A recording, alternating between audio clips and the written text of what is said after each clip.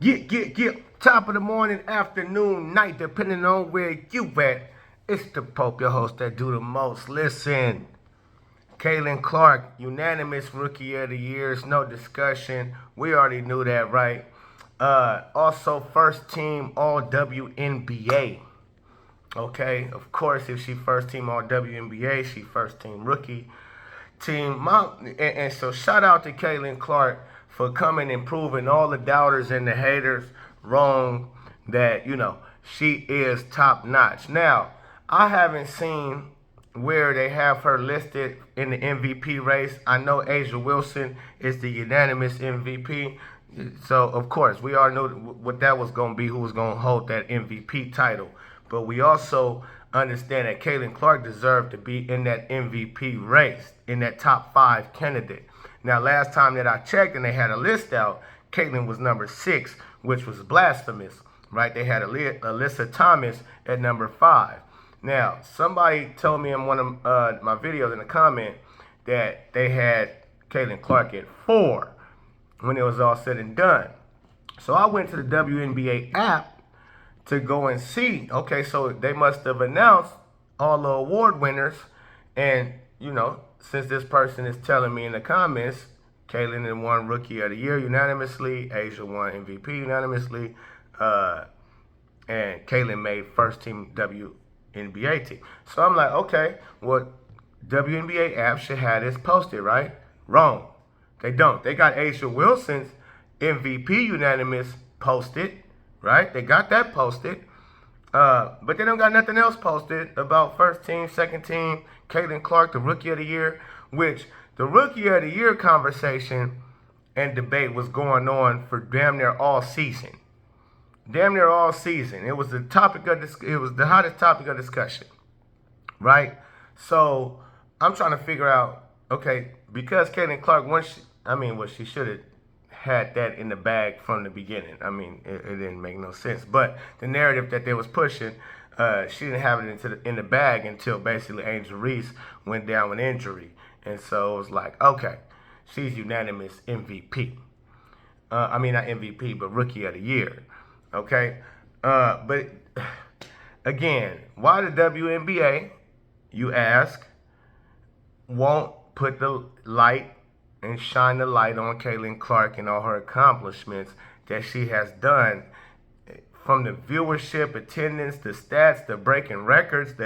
She done so much in this year, fresh out of Iowa, right into the league, right into the fire, and has dominated and brought popularity to the WNBA. Like, it will be people watching Caitlin Clark in the Indiana Fever versus Sun game over NFL, period. I'm one of them. I know it's a bunch of us. It's over 1 million and some people that's going to tune in to watch Caitlin Clark play versus the Sun, other than whoever it is that's on TV for the NFL. It's not going to matter. She's truly, truly a superstar, super duper star, and has lived up to being that, to where it's deserving for you to call her such. Look at her as such. It's not no hype. She didn't get no hype. The ESPN them did not hype Caitlin Clark up. They hyped Angel Reese up. She's all hype.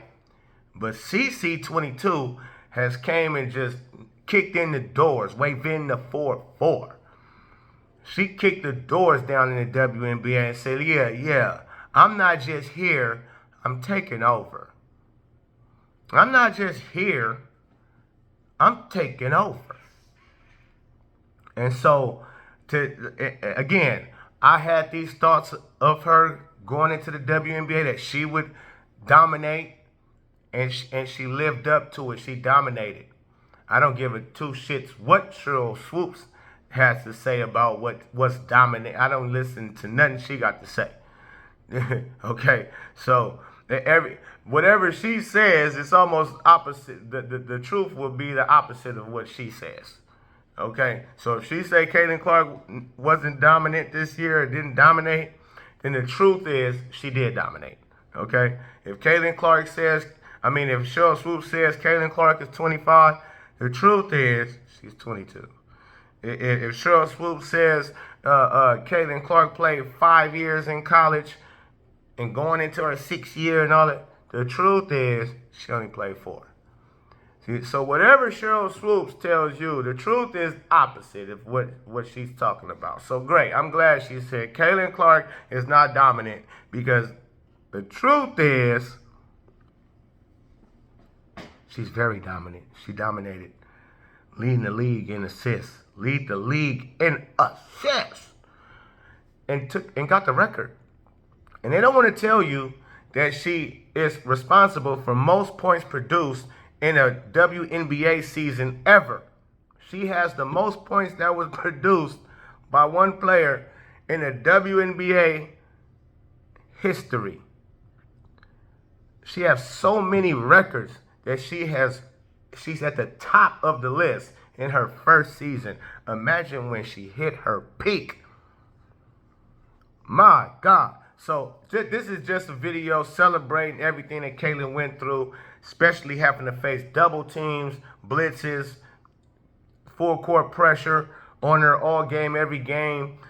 I mean, and to still dominate in this fashion as a 22-year-old rookie is remarkable. It's unbelievable. It's everything, man. It's so great when you follow somebody's greatness and they pan out to be who you thought they was, who you felt they were. That's Caitlin Clark. It's like, oh my God. Hats off, CC. We love you. And we hope you cook up today in this playoffs, which I believe you for surely are, especially with all of the, nonsense that spicy Dejanay Mustard likes to, put out there and talk and this, that, and the other. Think she's on your level. So I'm looking forward to seeing you bust her tail all game long. And I know she's going to be trying to rough you up. Get rough with her. Let's get busy. Indiana Fever. It's the Pope. Let me know what y'all think in the comments. Peace and love. I'm out.